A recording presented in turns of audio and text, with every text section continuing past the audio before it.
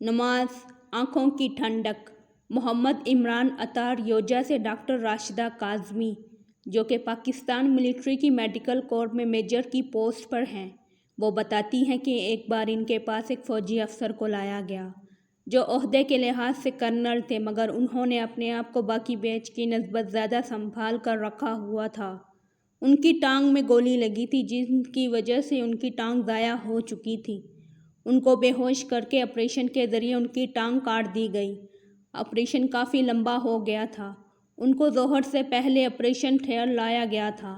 इशा की अज़ान हो रही थी जब इनको फारिग करके आईसीयू में मुंतकिल कर दिया गया। सुबह तक वो बेहोश रहे थे। फजर की अज़ान से कुछ देर कबल उनको होश आया था। उनको स्पेशल कमरा दिया गया था। उन्होंने होश में आते ही सबसे पहले वक़्त पूछा था, तो इनको बताया गया कि फ़जर का वक़्त है, जिस पर उन्होंने फ़ौरन वज़ू की ख्वाहिश का इजहार फरमाया था। उनको बताया गया कि वो इस वक़्त ऐसी हालत में नहीं हैं कि वज़ू कर सकें, तो कर्नल मोहम्मद हयात साहब परेशान हो गए। उनकी बीवी ने मेरी मदद से उनके बिस्तर पर प्लास्टिक शीट डाली। इसके बाद मुझे बाहर भेज दी। थोड़ी देर बाद एक नौजवान, जो कि कर्नल साहब का बेटा था, कमरे की तरफ आया। मुझे सलाम करके अंदर दाखिल हो गया। कुछ देर में मुझे भी अंदर बुला लिया गया। तब तक फजर की अज़ान हो चुकी थी। मैं अंदर दाखिल हुई तो बिस्तर से प्लास्टिक शीट उतार कर साइड पर रख दी गई थी। कर्नल साहब सुकून से लेटकर नमाज अदा कर रहे थे और उनकी बीवी बेटा बावजू खड़े थे, ताकि पहले कर्नल साहब नमाज मुकम्मल कर लें। बाद में बारी बारी वो दोनों माँ बेटा नमाज पढ़ लेंगे। मैं भी मुसलमान फैमिली से थी, मगर इस्लामी फ़राइज़ से कोसों दूर थी। मुझे नहीं याद आखिरी बार कब नमाज पढ़ी थी। जब कर्नल साहब के बेटे बीवी ने नमाज अदा कर ली तो उन्होंने मुझे नमाज पढ़ने की दावत देते हुए कहा कि आप नमाज पढ़ लें और आराम कर लें। हमको इमरजेंसी होगी तो हम आपको बुला लेंगे। मैंने उनके कहने पर शर्मिंदगी से बचने के लिए वज़ू किया और नमाज की नीयत बांध ली। नमाज मुकम्मल की थी कि दूसरी शिफ्ट ने चार्ज ले लिया। मैं चली गई, चूँकि मैं मुसलसल 24 घंटे ड्यूटी करके आई थी। अब 24 घंटे मेरे आराम का वक़्त था। जब इससे अगले दिन मैं ड्यूटी पर गई तो कर्नल साहब काफ़ी बेहतर महसूस कर रहे थे। उनका बेटा घर जा चुका था। बेटी और दामाद उनके पास थे, जिनको जाने के लिए वो बार बार कह रहे थे। इसी दौरान उनकी बीवी भी आराम करके दोबारा आन पहुंची थी। कर्नल मोहम्मद हयात साहब की बीवी ने आकर अपनी बेटी और दामाद को रुखसत कर दिया था। खुद शौहर की खिदमत पर मामूर हो गईं। जब ज़ोहर का वक़्त आया तो वो बेटे की मुंतज़िर थी ताकि वो आए और बिस्तर पर प्लास्टिक कोट डालकर कर्नल साहब को वज़ू करवा सकें, मगर उनका बेटा लेट था। मजबूरन उन्होंने मुझसे रिक्वेस्ट की कि मेरी मदद से कर्नल साहब के नीचे प्लास्टिक शीट डालकर मुझे कमरे से बाहर भेजा। उनको वज़ू करवाया, फिर कर्नल साहब ने नमाज अदा की। जब कर्नल साहब नमाज अदा कर चुके तो मैं भी अंदर आ गई। उनकी मिसिस को हम अस्पताल में बनी नमाज के लिए मखसूस जगह पर ले गई और कहा कि आप तसल्ली से नमाज पढ़ लें, मैं कर्नल साहब का ख्याल रख लूँगी। उनको छोड़कर कर्नल साहब के पास पहुंची, जिनके होंठ अल्लाह ताला के ज़िक्र में हिल रहे थे। मैंने उनसे पूछा कि आप इतनी तकलीफ़ में थे, फिर भी आपने नमाज नहीं छोड़ी, इसकी क्या वजह है? कर्नल साहब ने जवाब दिया कि इसके पीछे एक कहानी है। मैंने सुनने की ख्वाहिश का इजहार किया तो उन्होंने बताया कि मेरे वालिदैन में अलहदगी हो गई थी। मैंने वालिद साहब के पास परवरिश पाई थी। मैं बालिग होने तक माँ से नहीं मिला था, बल्कि मुझे ये बताया गया था कि तुम्हारी माँ मर चुकी है। मैं वालिद साहब के साथ पिंडी में मुकीम था कि एक दिन पुख्ता उम्र के एक मर्द मेरे वालिद साहब के पास आए। वालिद साहब ने मुझे कमरे से बाहर भेज दिया और ख़ुद इनसे बातचीत करने लगे। इंसानी फितरत के हाथों मजबूर मैं भी बैरूनी दरवाजे के पास खड़ा होकर वालिद साहब और इस अजनबी की गुफ्तगू को सुनने की कोशिश कर रहा था, मगर नाकाम रहा था। मख़ीज़ मुझे एक फ़िक्रा सुनाई दिया था, जब मेरे वालिद साहब ने धाड़ कर कहा था कि दफ़ा हो जाओ मेरे घर से, वरना यहीं मारे जाओगे और तुम्हारा कोई वली वारिस भी नहीं मिलेगा। फिर दरवाज़ा खुला और वो अजनबी शख्स बाहर निकल गया। मैं इससे पहले गली में पहुंच गया था कि इससे मुलाकात कर सकूं। गली में जब मेरी इस शख्स से मुलाकात हुई तो इसने मुझे किसी अपने की तरह गले लगाया, चूमा और कहा कि मैं तुम्हारा मामू हूँ। تمہاری ماں کا آخری وقت ہے، وہ بس ایک بار تم سے ملنا چاہتی ہے، اگر ہو سکے تو آ جانا۔ ساتھ ہی مجھے ایک کاغذ کا ٹکڑا پکڑایا جس پر ایڈریس درج تھا اور خود چل دیے۔ میرے ماموں چلے گئے، مگر میں صدمے، حیرانی، پریشانی اور تکلیف کی وجہ سے ان کو آواز بھی نہیں دے پایا تھا۔ جب کچھ حواس بحال ہوئے تو میں نے اس بات کی تصدیق کا فیصلہ کیا۔ والد صاحب سے جھوٹ بولا کہ اپنے دوست کے ساتھ اس کے رشتہ داروں کی طرف شادی پر جا رہا ہوں۔ گاڑی نکالی، کچھ پیسے ساتھ لیے اور متعلقہ ایڈریس پر چل دیا۔ جب میں متعلقہ گاؤں پہنچا تو اسی پتے پر چلا گیا اور دستک دی تو مجھ سے تعارف مانگا گیا۔ میں نے اپنا بتایا تو مجھے 2 منٹ کا انتظار کا کہا گیا۔ اتنی دیر میں اندر سے چند خواتین، بچوں اور 2-3 مردوں کی آوازیں ابھریں۔ دروازہ کھولا گیا۔ سامنے چارپائی پر صاف ستھرے بستر پر ایک خاتون لیٹی تھی جو انتہائی کمزور تھی۔ مجھے دیکھ کر انہوں نے ہاتھ اوپر اٹھا لیے تھے۔ ان کی آنکھوں کو دیکھتے ہی بنا کوئی ثبوت مانگے میں ان کے سینے سے لگ گیا تھا۔ میں اکثر والد صاحب سے کہتا تھا کہ میری آنکھیں اتنی خوبصورت کیوں ہیں، جبکہ میرے نندیال میں کسی کی آنکھیں اتنی خوبصورت نہیں ہیں، تو مجھے جواب دیا جاتا تھا کہ تیری آنکھیں تیرے پردادا پر گئی ہیں۔ آج جب اس نحیف خاتون کی آنکھیں دیکھی تو مجھے جواب مل گیا تھا کہ میری آنکھیں میری ماں پر گئی ہیں۔ اچانک سے مجھے اپنے گالوں پر گہری نمی کا احساس ہوا تو میں نے سر اٹھا کر دیکھا۔ میری ماں کی آنکھوں سے آنسو بہہ رہے تھے۔ وہ اتنی خاموشی سے رو رہی تھی کہ ان کے سینے سے لگا میں جان ہی نہیں پایا تھا کہ وہ رو رہی ہیں۔ میں نے ان کی آنسو پوچھے۔ انہوں نے میرا ہاتھ اپنے ہاتھ میں رکھا اور میں باقی رشتہ داروں سے ملنے لگا۔ اپنے ننیان والوں سے مل کر پہلی بار محسوس ہوا کہ رشتوں کا خلوص کیا ہوتا ہے۔ شام تک سارے گاؤں میں پتہ چل چکا تھا کہ میری ماں کا بیٹا میں آ چکا ہے۔ لوگ مجھے دیکھنے اور ملنے آ رہے تھے۔ میری ماں کی کل دولت ایک بکری تھی۔ والدہ نے میرے ماموں سے کہا کہ بکری بیچ کر مجھے پیسے لا دو۔ میں نے ماں سے پوچھا کہ ان کو پیسوں کی کیا ضرورت ہے، تو انہوں نے کہا کہ وہ میرے سر سے وار کر لوگوں کو دینا چاہتی ہیں۔ ماں کی بات سن کر میں رو پڑا۔ گاڑی میں پڑے لاکھوں روپے لا کر ماں کے قدموں میں رکھے اور کہا اب میری ماں کو کوئی چیز بیچنی نہیں پڑے گی۔ میں نے وہ رقم ماں کے سر اور قدموں سے وار کر بانٹنا شروع کر دی۔ تب کہیں سے اذان سنائی دی۔ میری والدہ نے ماموں کو کہا کہ مجھے باہر لے جائیے۔ میں نے وجہ پوچھی تو ماموں نے کہا کہ میں بتاتا ہوں۔ میری ماں کینسر کی مریضہ تھی۔ ان کا جگر ختم ہو چکا تھا۔ باہر لے جا کر انہوں نے وجہ بتائی کہ میری ماں وضو کرنا چاہتی ہے اور وہ خود نہیں کر سکتی، تو میری ممانی اور ماموں زاد بہنیں ان کو وضو کرواتی ہیں۔ فوراً گھر کی طرف دوڑا۔ تب میری ممانی میری ماں کا چہرہ دھو رہی تھیں۔ میں نے ان کے ہاتھ سے پانی پکڑ لیا اور کہا کہ ماں، آج بھی آپ کو لگتا ہے کہ آپ کو محتاجی ہے؟ آپ مجھے حکم تو کرتی، جتنا مذہب اجازت دیتا اتنا وضو میں خود اپنی ماں کو کروا دیتا۔ میری ماں نے جواب میں کہا کہ میں نے پوچھا پتہ نہیں تو کتنی صاف ستھری جگہ پر پلا ہوگا، تجھے یہ دیکھ کر بھی برا نہ لگ جائے کہ میری ماں اس طرح سے وضو کرتی ہے، اسی لیے باہر بھیج دیا۔ ماں کی بات سن کر میں رو پڑا اور کہا کہ میں واقعی بہت صاف ستھری اور نفیس جگہ پر رہا ہوں، مگر وہ جگہ تمہارے دل اور نیت سے صاف نہیں تھے۔ ساتھ ہی رونے لگ پڑا۔ میری ماں نے مجھے گلے لگایا، مجھے نہ صرف چومنے لگی بلکہ میرے آنسو پینے لگی اور کہنے لگی بیٹا، اسی بات کا افسوس ہے کہ تو میرے دل و دماغ میں رہا مگر کبھی میری زندگی میری گود میں نہیں رہا۔ میں نے اپنے سہارے پر بٹھا کر اپنی والدہ کو نماز پڑھائی اور جب وہ نماز پڑھ چکی تو میں نے ان سے پوچھا کہ آپ اتنی تکلیف میں ہیں اور پھر بھی نماز پڑھتی ہیں، آپ چھوڑ دیا کریں، جب صحت یاب ہو جائیں تو پڑھ لینا۔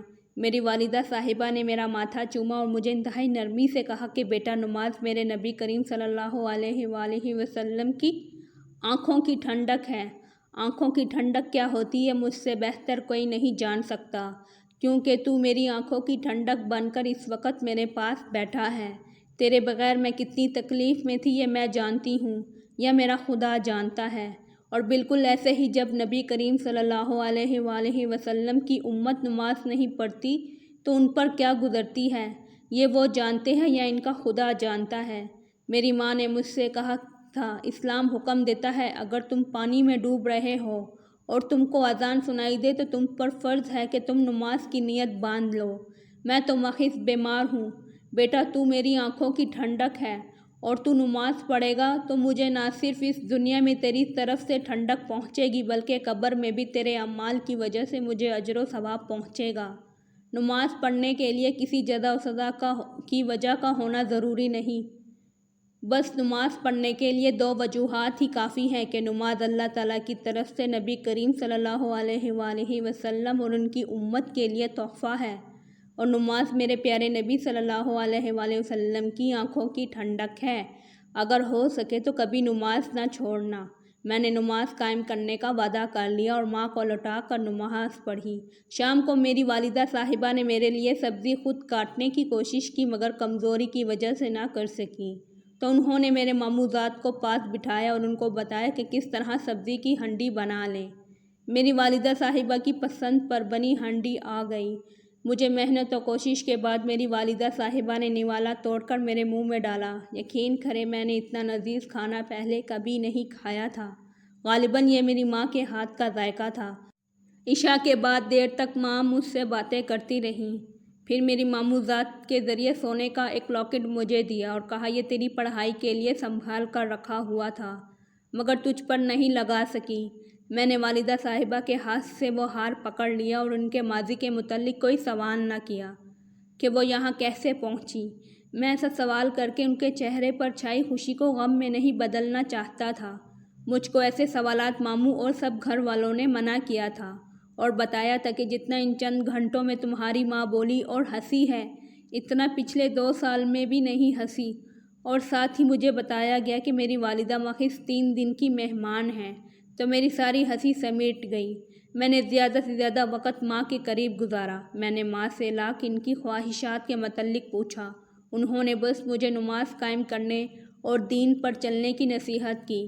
جب عشاء کی نماز کے بعد امام صاحب کو میرا تعارف دیا گیا تو وہ خاص طور پر مجھ سے ملنے آئے اور مجھے الگ لے جا کر بتایا کہ اگر آپ صاحب استطاعت ہیں تو یہ پیسہ ان لوگوں میں نہ بانٹیں بلکہ اپنے ماموں کو دے دیں۔ آپ کے ماموں نے اپنا گھر زمین سب کچھ بیچ کر آپ کی والدہ صاحبہ کے علاج پر لگا دیا ہے، یہاں تک بچوں کی پڑھائی بند کروا کر وہ پیسہ بھی ان کے علاج پر لگا دیا۔ تمہارے ماموں کے اونچا بولنے کی آواز زندگی میں ایک بار گاؤں والوں نے سنی، اور وہ بھی تب جب تمہاری والدہ کی طبیعت خراب تھی اور وہ تمہاری ممانی کو آوازیں دے رہی تھی مگر تمہاری ممانی کو سنائی نہیں دی۔ تمہارے ماموں داخل ہوئے تو انہوں نے بیٹیوں اور بیوی کو ڈانٹ کر کہا کہ میری بہن کو آواز کیوں دینا پڑی؟ تم میں سے ہر وقت ان کے پاس کیوں نہیں بیٹھی رہتی؟ میں نے امام مسجد صاحب سے کہا کہ مجھے اس کے علاوہ بھی بتائیں، میری ماں یا ماموں نے کسی کا کوئی قرض دینا ہے؟ جس پر امام صاحب نے جواب دیا کہ مجھے اس کا کوئی علم نہیں۔ اس کے ساتھ امام صاحب شکریہ ادا کر کے اٹھ گئے۔ میری ماں نے رات کو مجھے اپنے پاس سلانے سے منع کیا اور کہا کہ میں تکلیف کی وجہ سے کراہتی ہوں تو تمہاری نیند خراب ہو جائے گی، مگر میں نے کہا ماں جی آج رات کو میں نے سونا ہی کب ہے؟ آج ساری رات آپ کے چہرے کو دیکھ دیکھ کر حج کرنا ہے۔ میری ماں نے مجھے محبت سے اپنے سینے لگایا، مجھے چوما اور اپنے پاس ہی لٹا لیا۔ میں تھوڑی دیر بعد اٹھ کر بیٹھا اور ماں کی ٹانگیں دبانے لگا۔ مجھے میری والدہ صاحبہ کے آخری الفاظ جو کہے وہ یہ تھے کہ نماز قائم رکھنا، دین پر چلنا، اگر اپنے باپ جیسی خصلتوں کے مالک نہ ہوئے تو اپنے ماموں اور ان کی بیٹیوں کا خیال و لحاظ کرنا، اپنے باپ کا ماضی جاننے کی کوشش نہ کرنا اور نہ کبھی اپنے باپ سے نفرت کرنا۔ اس کے ساتھ ہی میری والدہ نے میرا ہاتھ پکڑ کر اپنے سینے پر رکھا اور اللہ تعالیٰ کا ذکر کرنے لگیں۔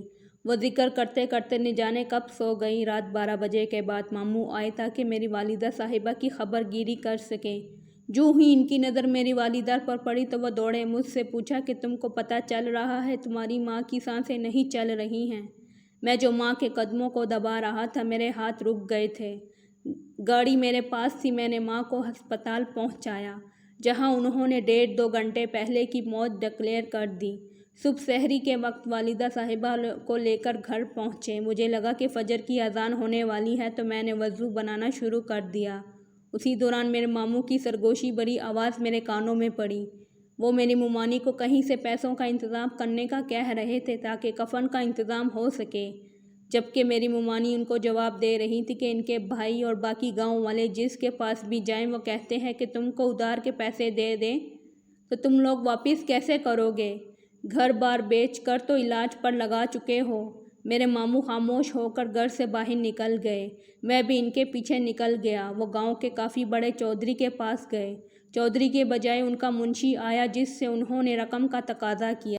منشی میرے ماموں کا پیغام لے کر واپس چودھری کے پاس گیا تو چودھری نے جواب میں کہہ بھیجا کہ گھر بار بیچ کر بہن کے علاج پر لگا دیا ہے، بیٹیاں بیچ کر کفن دفن پر لگا دو۔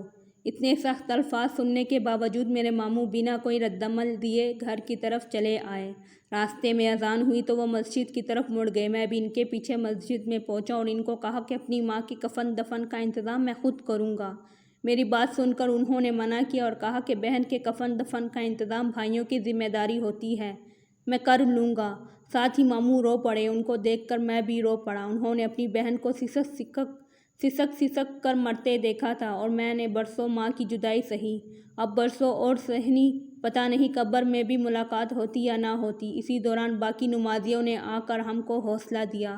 سب لوگ نماز پڑھنے کے بعد ہمارے ساتھ ہمارے گھر ہی آ گئے تاکہ ہمارے دکھ میں شامل ہو سکیں۔ میں نے اپنے پاس موجود ساری رقم ماموں کے حوالے کر دی اور والدہ صاحبہ کے کفن دفن سے فارغ ہو کر راتوں رات راولپنڈی آیا۔ یہاں سے مزید پیسے لیے صبح سے پہلے اپنی ماں کی قبر پر پہنچا، کیونکہ مجھے مولوی صاحب نے حکم دیا تھا کہ کچھ دن صبح فجر کی نماز سے لے کر سورج نکلنے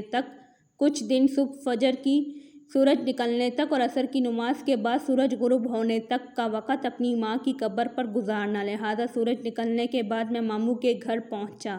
میں نے مولوی صاحب کے ذریعے سب سے پہلے اس شخص کا کھوج لگایا جس نے میرے ماموں سے گھر خرید رکھا تھا، اس کو اس کی رقم دی اور کہا کہ اب وہ گھر کا تقاضا نہ کرے، باقی کی رقم سے دیگر اخراجات کے ساتھ ساتھ والدہ صاحبہ کے ایصال ثواب کے لیے کچھ فلاحی کام کروائے، جن میں سیوریج کا سب سے بڑا مسئلہ نکاسی آب کا تھا۔ سیوریج کے پانی کے لیے کوئی زمین نہ تھی۔ میں نے اسی چودھری صاحب جنہوں نے میری ماں کے کفن کے لیے میرے ماموں کو ادھار دینے سے انکار کیا تھا، اسے دگنی قیمت پر 10 مرلہ زمین خریدی اور اس میں سارے گاؤں کا سیوریج کا پانی ڈالا، مزدور لگا کر پورے گاؤں کی گلیاں ٹھیک کروائیں۔ مسجد کی چھت کے متعلق بتایا گیا کہ وہ بارش میں ٹپکتی ہے، میں نے مسجد کی چھت پکی کروا دی۔ 10 دن رہنے کے بعد واپس آیا تو چاہ کر بھی والد صاحب سے پہلے جیسا رویہ نہ رکھ پایا، مگر والدہ صاحبہ کے حکم پر میں نے والد صاحب سے ماضی جاننے کی بالکل بھی کوشش نہ کی اور نہ کبھی اپنی نماز چھوڑی۔ والد صاحب کی ناراضگی مول لیتے ہوئے اپنی ماموزاد سے شادی کر لی اور اس اللہ کی بندی نے ثابت کر دیا کہ میری ماں کی نسل میں کتنی وفا ہے۔